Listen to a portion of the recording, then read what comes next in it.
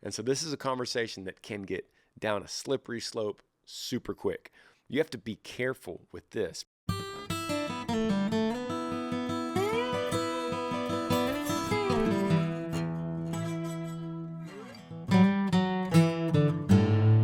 What's up, everybody? Welcome to the podcast, episode 204, and I've got Parker with me as a guest.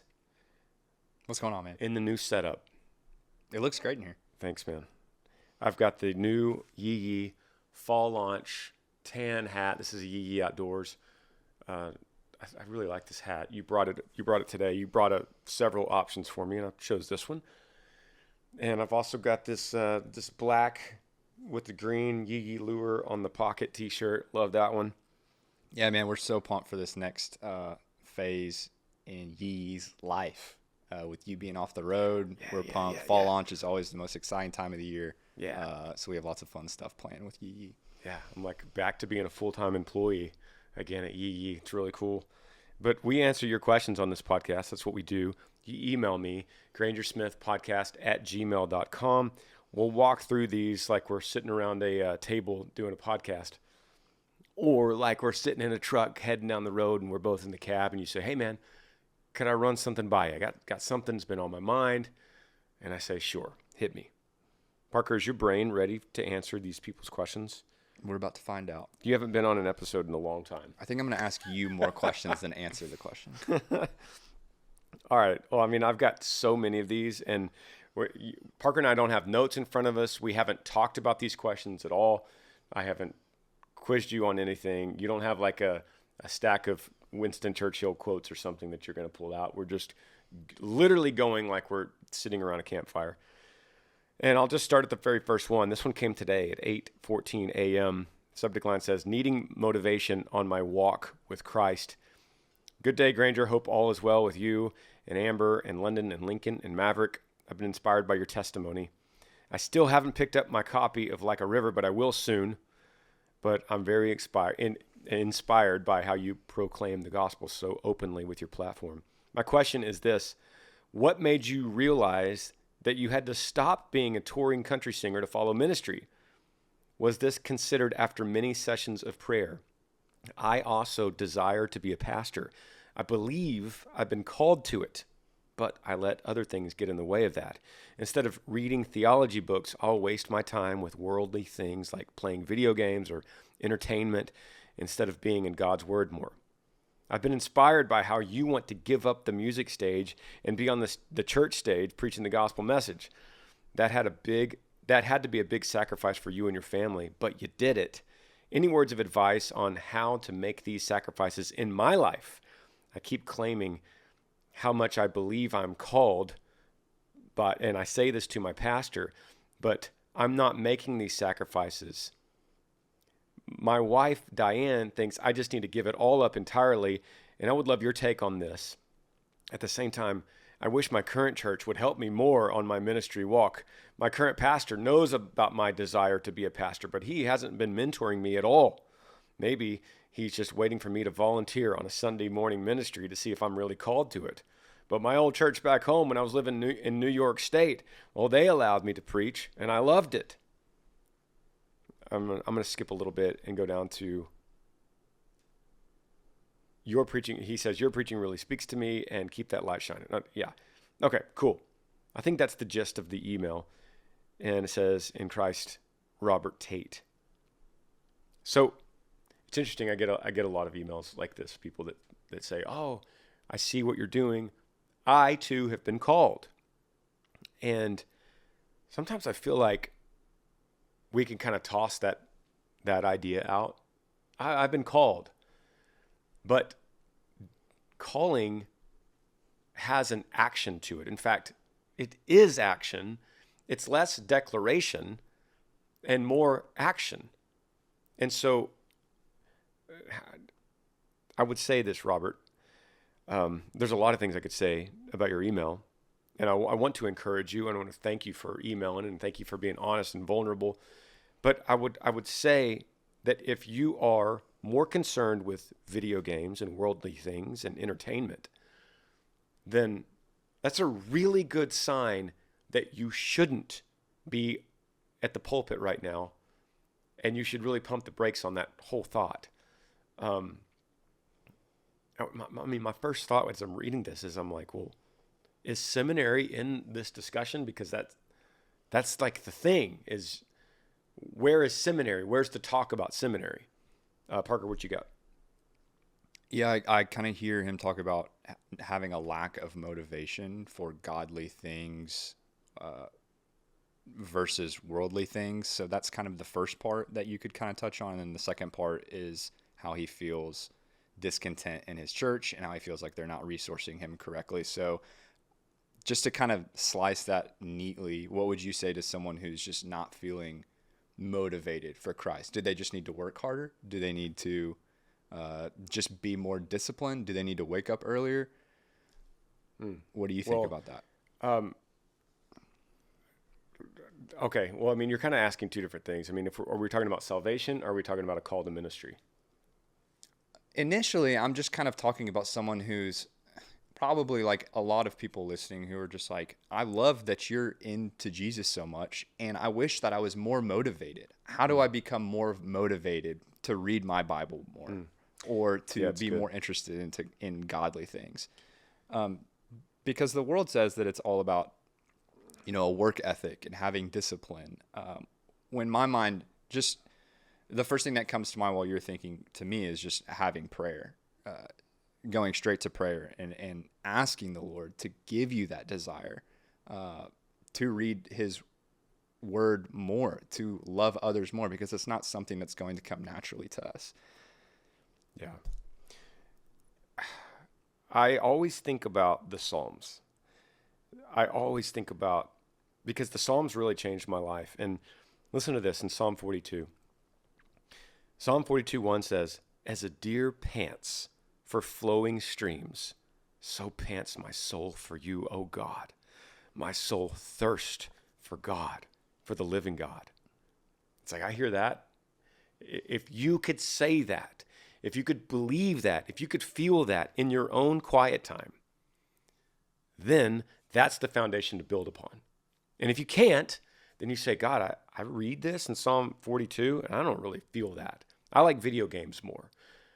Give me a heart for that. Give me that kind of heart. I want to feel that, because ministry, your calling, all that stuff, kick that can way down the road. You got to feel this first. You got to think, as a deer pants for flowing streams, so pants my soul for you, O God. If you could say that and mean that, that's the foundation you're building upon. It starts with you in your house, in your household. This isn't about how many reps you're getting preaching at your church. This isn't about if your pastor doesn't believe you or not, because your pastor's thinking, show me. Don't tell me you've been called. Show me you've been called. And you show them you've been called by how's your prayer life? How's your quiet time? How's your discipling out of the pulpit and in the foyer of your church? How many men are you talking to? How many people are you desperately trying to talk to spread the gospel to, because you have this desperation for their souls?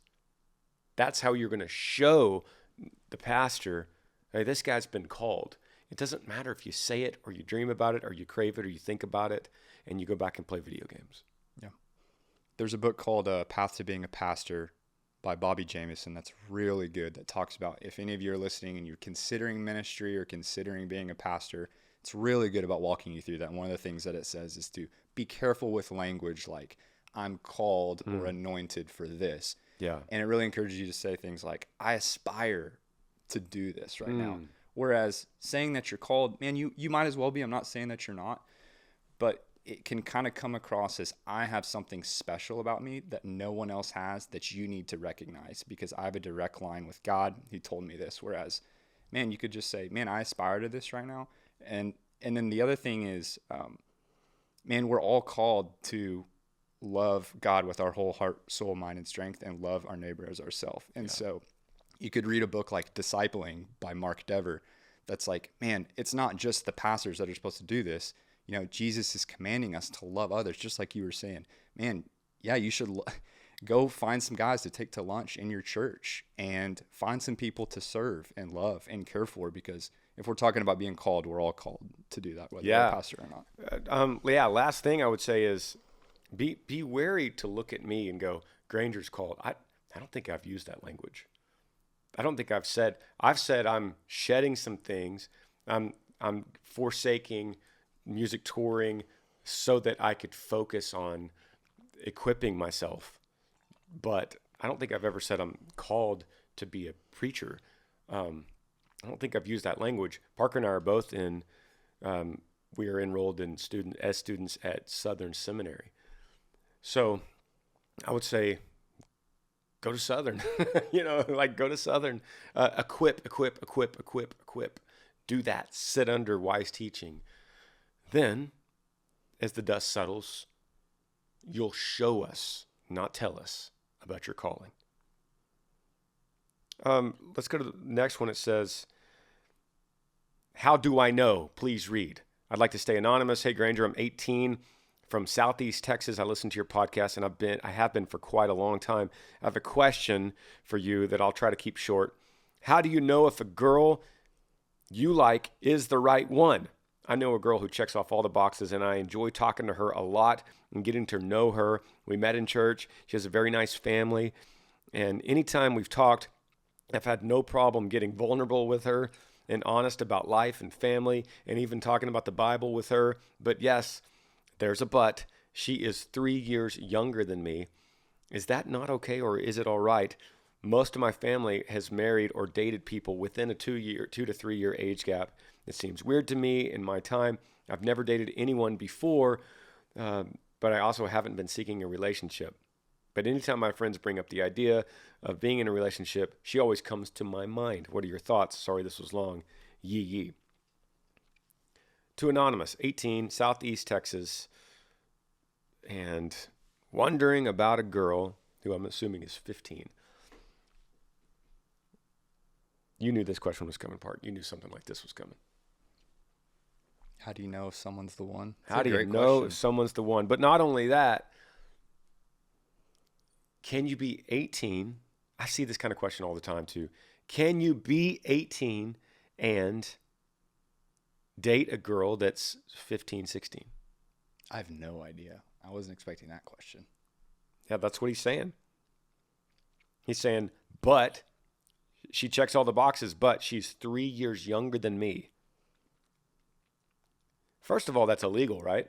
That's what I'm saying. If you're 18, I don't think you can legally date a 15-year-old. Yeah, I think it's illegal. I'm not 100% sure on that. And maybe depending on the state, and I'm pretty sure in the state of Texas that's illegal. Let me put it in perspective of if I am the father of the girl, right? London's about to turn 12, so we're literally just 3 years away from this scenario happening in my house. Crazy. And I would say no to London. I would say absolutely not. I'm not going to say no to you hanging out with her as in a group. If you want to go by yourself with her on a date, I'm going to say no.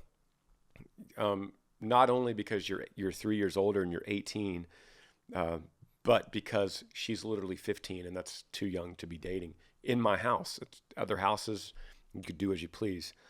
But I think it would be inappropriate. But then I say this: what's the rush, man? Or what's the rush? If you really like her, it doesn't sound like you're just desperate to find somebody. You're not just desperate to jump into this. You're like, I've never really dated before, but anytime my friends bring up a relationship, she's the first one that comes to my mind. It doesn't really sound like this is a big deal or anything that needs to happen right now. But if you did start dating, it could turn into that. So I would pump the brakes. Hang out with friends in groups and avoid giving your heart away too soon, because I do think in this situation, it's inappropriate. Agreed. Next question, subject line says, my in-law, who I get that all the time. Granger, I've been married for 3 years now. I ran into a problem regarding my mother-in-law. It's been around 2 to 3 months since she has seen the kids and talked to me alone. She and my husband spoke on the phone, but it didn't end well. we have some disagreements and are starting to see that she will never change. We fear that if I let her back into our family, nothing will be any different, and that this process will just happen over and over again. We are unsure of what to do.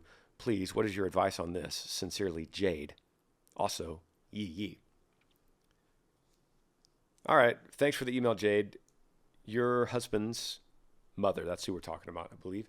And I see this thing playing out all the time. The priority here in this particular situation is the kids. I'm trying to see if there's like, it sounds like there's just disagreements. She is cold to the family and she wants to get back into the family, right? She wants to get back involved. I'm assuming that's what we're saying here between the lines. And you're worried that the kids are going to get too attached and then she's going to disappear again or blow up and she's going to be gone. So the priority is the kids. And in this situation, we're not talking about your mother. We're talking about your husband's mother. And so this is a conversation that can get down a slippery slope super quick. You have to be careful with this because you can't come in saying, hey, babe, your mom's got to go. You have to be in agreement on this. You have to listen to your husband. You have to talk. Take the emotions out of it. We're looking after the kids, but take your emotions out of it. Put your pride aside and have an honest conversation with your husband that's like, hey, we got to talk about your mom and when it's appropriate for her to be around our kids. And you have to listen to him. What do you think? Yeah, I agree.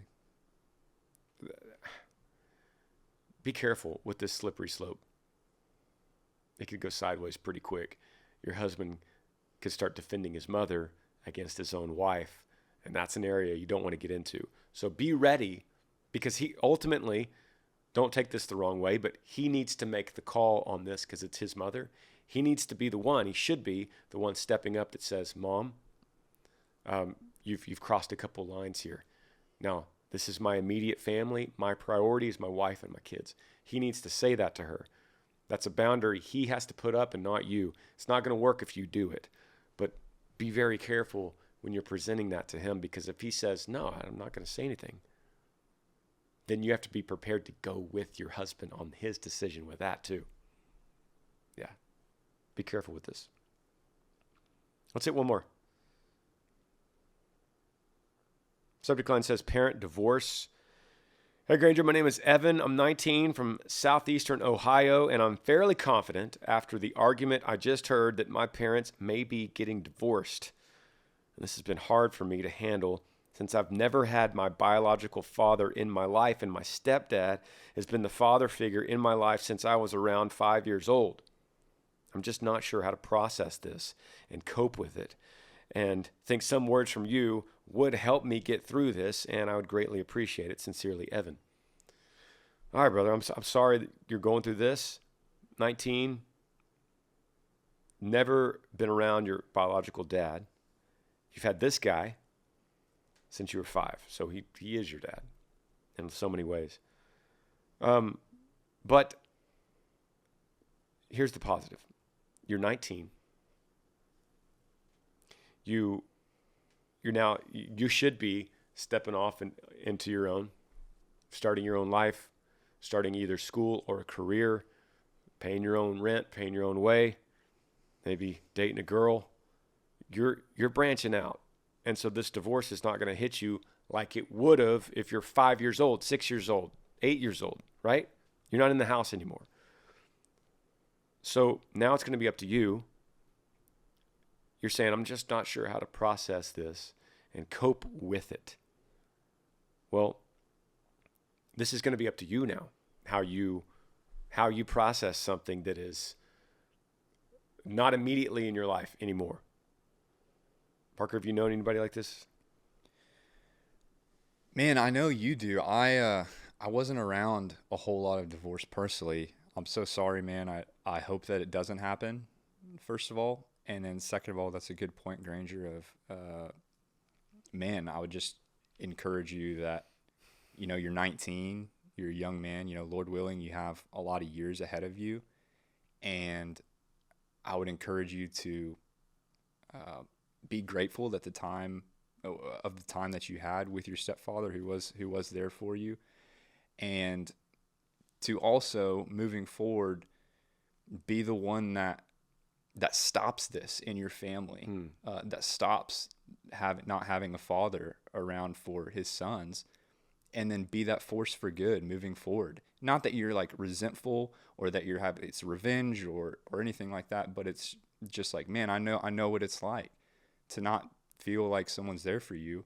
And so I would encourage you, as you decide the kind of man that you want to be, to be the one that's going to be there. Actually, Carson, one of our employees, I was just having a really good conversation with him. His biological father was never there for him, and he had such a good mindset about it. He was like, man, I'm so interested in fatherhood, and I like researching it because I'm so looking forward to being the father that I never had. That's good. And that was so encouraging to me.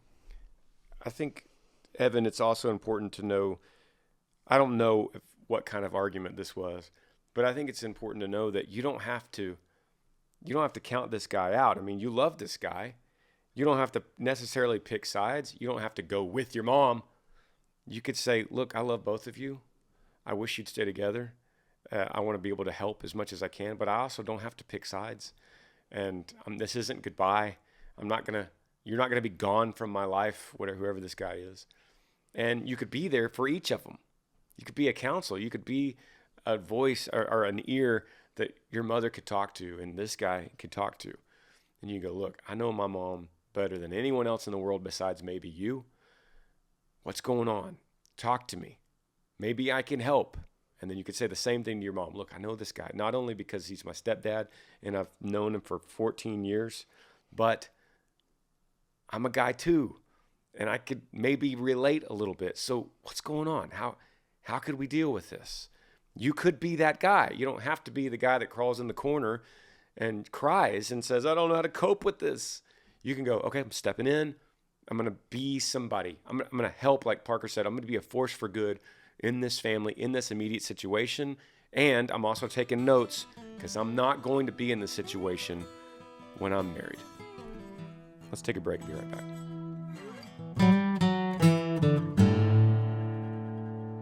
Podcast is brought to you guys by DCX Conference. Let me tell you about it. It's an intimate, in-person, 2-day leadership conference held in Austin, Texas on October 11th and 12th. What's it about? Well, it's about developing yourself and your team as you learn from 10 plus diverse speakers at the top of their fields. Craft and connect a clear path to the leader and company you strive to be. Speakers include best-selling authors Tim Tebow, Patrick Lenciani, John Acuff, Dr. John Deloney, Chris Miroff, Vanessa Van Edwards, and more. This year's theme is The Fight for Unity. Life can feel divided in our personal lives, relationships, and communities, but we are better together. Learn how to experience unity in your teams, organizations, and families. Get your tickets today at dcxconferences.com. Use code DCXGranger for 25% off. If you can't attend in person, there is a live stream option available. Grab a link and gather your team remotely. Get ready to develop yourself, connect in community, and experience transformation.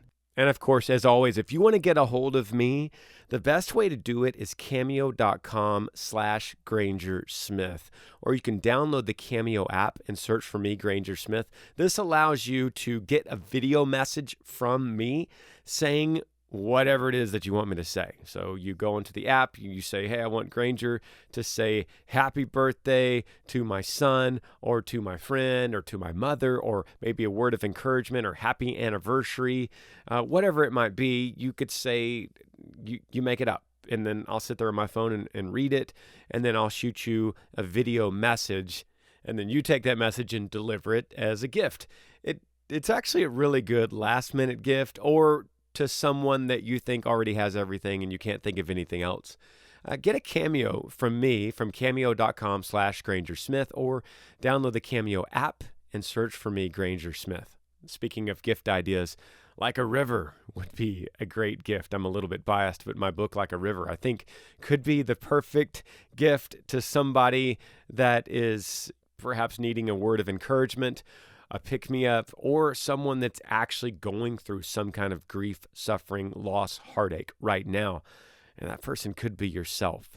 As we get closer to the holidays coming up, now that it's fall already, grab a few of them. It really helps me out. It helps the algorithm out. And whenever you get a book from whatever website that is, say it's Amazon, give us a good review. That really helps the book Like a River and its message get to more people. I appreciate you guys for that. Parker's over here. We're actually going to shoot a Yee Apparel fall launch. A little promo over here at the house as we record the podcast. And always pumped about that. Parker, what date? Comes out the 15th. September 15th. September 15th. 10 a.m. 10 a.m. Yee.com. Going back to these questions, if you have one for me, email Granger Smith Podcast at gmail.com. Interesting subject line here says, he only likes me when he's drunk. Hey, Granger, I'm 22 years old. I'm a woman. In early 2022, I was going on dates with a guy for 2 months. He was really cute, fun, country, sweet, and cool. He's a bull rider. Then I found out he had a girlfriend. And I told her, but they stayed together for about 10 more months. It absolutely devastated me. It made me super insecure, and I still compare myself to this now ex-girlfriend that she is. I ran into him in public in January, and he apologized to me. Of course he did. The rest of the night, he was very nice to me, but then ruined it by asking me to go home with him, obviously meaning to have sex. I'm waiting for marriage, so I said no. But in June, he began reaching out to me again. He unblocked me on everything, and now we Snapchat every day. Occasionally, he'll call me in the wee hours when he's drunk, and he tells me all these things he remembers about me when we talked, and compliments me and hints at wanting to hook up. I feel pathetic because even though I know I shouldn't be talking to him, deep down, I still like him. If he asked me on a real date, I know I would say yes, and I don't know why. How could I move past him? I've talked to other guys since him, but for some reason, he's the one I can't get over. Sincerely, Vicky. Oh, those bull riders.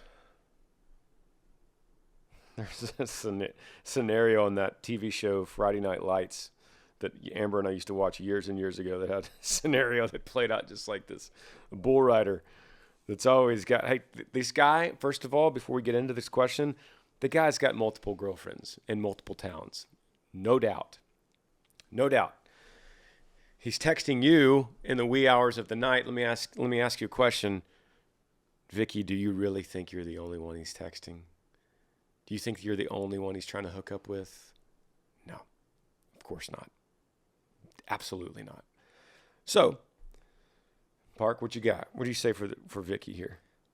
Well, I'm thinking of what Vicky would be asking you if she was here, and it would be, I mean, she obviously can't, she knows that this is not the guy that she wants to be the father of her children.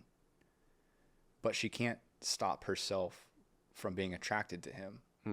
And so, yeah, I don't know. I think in today's age, I mean, how many songs are like, your love's a drug, I can't get enough, you always leave me, but I always keep wanting to come back for more. So, Vicky, I would just encourage you to just sit back and be like, what is it about me that is so, why am I attracted to this type of man?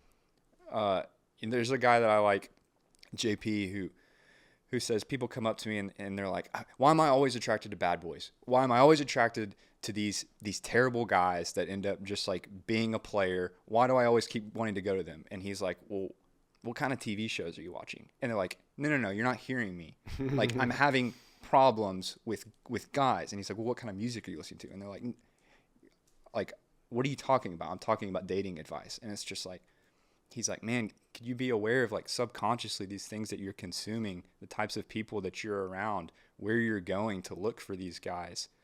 Have you ever thought that you're training your heart to look for the wrong things based on what you're consuming. That's the first thing that comes to mind. Dude, that's so good. So what you said is, in the analogy of a song, your love is a drug, right? So if this guy, this bull rider guy, what if he was a drug, then that you're addicted to it and you're trying to quit it, what do you do? I mean, you could also rephrase it that same way. And Parker's right. There's a great point to think about. Okay, he's obviously not my future. He's obviously not the father of my children.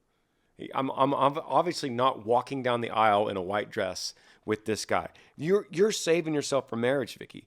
This is not the guy you're gonna walk down the aisle with, right? That's obvious. So he's just a drug that you're addicted to. So what do? You make a decision when you're sober, not at 3 a.m. I'm not talking about actually drunk. I'm talking about love drunk. You make a decision when you're sober and not love drunk at midnight or lonely. You make a decision just like you go to the grocery store when you're not hungry, or you're going to buy more. You go to the grocery store when you're starving, you're going to buy more. You're going to go down all the aisles and be like, oh, I'm starving. I actually want this and this. So avoid the grocery store when you're starving, and avoid making these kind of decisions when you're love drunk. So wait till you're sober. Whenever maybe you're with your girlfriends, they're giving you confidence, they're giving you strength, and you do this. You go through your phone, block his number. You go to Snapchat. First of all, why are you on Snapchat? Delete it or block him. Block him out of your life. Protect yourself. Guard your heart like it's valuable, like it actually matters. And because it does, guard it. Because it's fragile and you give it away, you lose yourself, you slip up one night, you will regret it for a long, long time. So you guard your heart, you build a wall, you build a vault around this heart with this cowboy guy. If this was London, if this was my daughter, and she was dating this rodeo dude, and this is how he treats women, this is the respect he has for women, no, this is what we're talking about. Guarding your heart. Like a treasure, like a fine pearl. You're guarding your heart, okay? And you're going to do this when you're love sober, and you're going to block him on everything. Then you're going to get an accountability buddy, some girlfriend that you trust, maybe your parents, sister, brother, whoever it might be, and you say, look, I have to admit something. I know I'm a 21-year-old woman and I can make my own decisions, but there's this guy, and he's not a good guy, and I need to make sure that I stay away from him because I have a tendency to like him. And I need your accountability. I need you to say, get away from him. Let's go. I need you to help me use this community. Yeah. And then go back and listen to what Parker said about what you're listening to, what you're watching, how you're training your heart. Next question. I'm just literally going down the line here on these emails. It says, podcast question. Hey, Granger, now that your music career is finished, I have a couple questions for you. What is one song that you have recorded in your career that you look forward to not ever singing again? And what is one song that you have recorded that you're going to miss singing the most? Comes from Michael. Man, Michael, I don't have a song that I'm going to look forward to not ever singing again. I don't. Honestly, I know that's probably a common question. I think I've heard Jimmy Buffett say that about Margaritaville. Nah, I legitimately, if we play it consistently, if we used to play it, if it was a song that was popular, I've legitimately loved it. Not because I particularly love the craft of that particular song. It's just because it's associated with my band and the crowds, and it was fulfilling in that way. So I don't have that. Number one, I don't have a song like that. Number two, what song that you have recorded are you going to miss singing the most? I don't have that either. Nah. I actually was just singing down there in a Maverick earlier, a song called Stutter. He had a little microphone. I was like, hey, Mav, it's Friday night. I'll do this because at the time we're recording this, it's a Friday night. So I would be at a concert right now. I don't have that either, man. I don't have either one of those questions. Both of it's like, Yeah, I'm good either way. Is there one of your songs, if you were going to play it live, that comes to mind that's more difficult to play or perform or sing live, where you're like, oh, I really got to be on it for this song? Yeah, there's songs that are super easy to do. What's an example of like a really hard one? I think they might find that interesting. Like you remember Never Too Old, that song Never Too Old? We never played it that much because it takes a little bit of vocal gymnastics to play that song, even though I loved it. There's a lot of songs that I have to like really be warmed up for. Then there's songs like America that I literally just can't play on the guitar. It's too complicated. I could sing it fine, but I have to have Todd with me. I can't play. I can't do all that crazy stuff. So, and then there's songs that are just like Peanut Butter and Jelly, like Silverado Bench Seat. That's just so easy. That's the best sound check song because it's easy to sing. The chord structures are super simple. And then there's other songs that are harder for me to remember all of the words. Songs like Four Wheel Drive. There's a lot of like intricate words in Four Wheel Drive, and it's easier for me to fumble up words and mix them up. So, yeah. Let's go to the next one. Says, hey, Granger, I always enjoy listening to your podcast and the wisdom you give. I just finished reading Like a River, and I cried through every chapter. My question is this. I was listening to your podcast last week, and you were talking about not over-spiritualizing, and I am 34 years old. And the way I was raised and always taught was that in order to get married, you have to get inspiration from the prophet on who you're supposed to marry. About a year ago, I left that church to follow Christ and study the Bible. Sometimes I feel at a loss to know how to pursue finding a partner for marriage because of my past life in that church. Any advice you can give would be greatly appreciated. So, did it say I left that church to follow Christ instead of the Bible? And study the Bible. Oh, and study the Bible. Okay. Yeah. So I could just condense this question down to, how do you find a partner for marriage? Dude, Parker, you're great at this. This is your peanut butter and jelly. This is your bread and butter. Yeah, when I first became a Christian in early 2021, I had dated girls kind of on and off throughout my life. I was 27 at the time, and I heard an analogy that really helped me. And that was, man, when you start following Christ with all your heart, soul, mind, and strength, and you see that he's all that you really need, then you don't idolize marriage like the rest of society does, like Hollywood does, like music tells you to do, just like we were talking about Vicky. The world is telling you that you need to find the one or it's all for nothing. But when you find Christ and you find his value and you see how short life is and how long eternity is, then you start chasing after him with everything that you have. You start loving others. You get involved with your church. You're reading scripture. And you are running that race towards Christ with everything that you have, completely content. And then while you're running that, you look to your left and you look to your right, and you see someone to your right who's also chasing Christ with everything that they have, and they see that treasure too. And you turn to them and you say, man, we're running to the same place. Do you want to just run this race with me? And that helped me so much in my clarity in knowing for sure that I was going to marry Amy, because we just kept seeing each other at volunteer events and at church, and I could see, what was coming out of her mouth also reflected her heart. And so that analogy helped me. Yeah, it's great. And 34 years old, does that change anything? At the end of the day, no. No, I totally agree. The world tells you that you are behind and you need to hurry. That's good. You better hurry because the girls can only have kids for so long. Once Clock's ticking. The clock's ticking. If you're 40, are you seriously not going to be married when you're 40? Are you seriously not going to be married when you're 45 or 50 or 55? Like, that's what the world's telling you. But man, you gotta block out what the world's telling you and think about how short this life is and how ultimately marriage is not going to fill that void for you. Not to say that you shouldn't desire it and that you shouldn't be looking.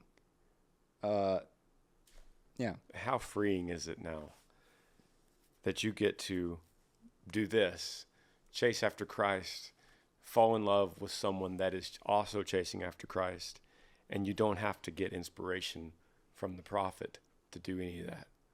How freeing that must be. And I'm very encouraged by you and the strength that it must have taken. I can't imagine. And if anything, I just want to encourage you in that and say, I'm so happy with what's going on and how the Lord is moving in you right now. Even so much so that you emailed this podcast asking a really good question. Chase after the Lord. Plug into your church. Serve at your church. You'll find someone that's running, like Parker said, right alongside you. Next question, subject line, Yee. Hey, Granger, I'm a fan from North Dakota. I love your music, and I'm proud of you for going after your dream of ministry. But I was just wondering, with you leaving country music, are you getting rid of Yee and Yee Nation and the ranch and all that too, or just the music touring part? It's a good question. I am so excited to lean into Yee Apparel, which Parker is the CEO of, and Tyler is there every day, and I have not had the opportunity to go to the Yee farm. I think that's what you're talking about instead of ranch. Since COVID, I spent a lot of time there during COVID. That was the only time in my life. In fact, if it wasn't for COVID, I wouldn't even know what it's like at all to consistently go to the farm and hang out with you guys. And in an interesting way, COVID, that probably a bunch of people could say the same thing, but COVID taught me so much. And one of the things COVID taught me was you don't have to tour. You're okay. You've got an infrastructure here. God will provide. I had to learn that through COVID, and it has given me confidence now that going into this new season, no, to answer your question, Ryan is who emailed from North Dakota. No, the Yee's not going anywhere. No, the farm is not going anywhere. I'm hoping that Yee Nation will still be alive and well. I'll still be traveling occasionally, going out, maybe doing a Smith tour, maybe doing a live podcast tour. Comment below if you would like to see that with Bernie and Parker, and maybe Pastor Chad. Maybe Amber can come on that trip. Chris Lee will be with us. We'll travel around and do that. We have so many ideas and so many things that we're going to be able to do with Yee Nation. And as we go into the holiday season coming up, doing a lot with Yee as far as pop-up shop, maybe having a brick and mortar storefront coming up. We're working through all of these different kind of dreams and ideas, and very, very excited about the future of Yee. Would you say the same? Yeah, we're really excited. We've always wanted Yee to be something that could live past your music career. And was just talking to Tyler this week, and we're like, this is one of the most important weeks of our professional careers, because this is officially like a little turtle that just hatched that's on the beach with all these predators. And it's like, all right, Daddy's done with music. Now let's get to the water. And Yee's always been, I think, able to live on its own. So we're really excited for this next chapter and for you to be more involved. And we're looking to get into stores too in late this year in 2024. So if you want your local, if you know of a local store that could carry Yee, go tell them to shoot us an email. We'd love to do it. We're excited. We have a lot of plans for Yee. A lot of things we talk about behind closed doors, Tyler and Parker and I, the three brothers, talking about the future of Yee, what we want from it. But we desire for it to continue and to be just a great company that's essentially our tent-making company that allows us to do all kinds of things all over the world. And we're very blessed to have Yee. I'm by no means shutting it down. And really, let's be honest here. I'm not shutting down music either. That would really technically be impossible. Music is not something I could stop doing. I guarantee there's going to be some kind of inspiration I'll have at some point. Or I've been thinking about doing a hymn record. I would love to do like a traditional hymns record. There's going to be a lot of things like that I'll be exploring. It's the touring that's shutting down, because a traditional tour where we have buses and a truck and 12 people on salary, and we're heading out on a Wednesday and we're coming back on a Sunday afternoon, and we're playing these contracted dates that we've had on the books for 6 months, and the structure of that is too much. It's getting in the way of everything else that I need to be doing, that I feel like I have to be doing. So a traditional structured tour is in the way of that. That doesn't mean that you're not going to hear one day me come out with a hymns record or write a new song. I think that those are all totally within bounds of what you could expect from me and Yee in the future. Also, comment below if you think Parker could come back on the podcast. It's been a little bit since he's been a guest on here. And we are also, hopefully, Lord willing, going to get more consistent with the Yee podcast, which is completely different subject matter than we have on this one. But that's completely open too. There's a lot of things. I can go down a list this long of things that we want to do in the future with all of the platform that we have. It's not going away, just music touring. I love you guys. See you next Monday. Yee. Thanks for joining me on the Granger Smith Podcast. I appreciate all of you guys. You could help me out by rating this podcast on iTunes. If you're on YouTube, subscribe to this channel, hit that little like button and the notifications bell so that you never miss any time I upload a video. If you have a question for me that you would like me to answer, email grangersmithpodcast@gmail.com. Yee.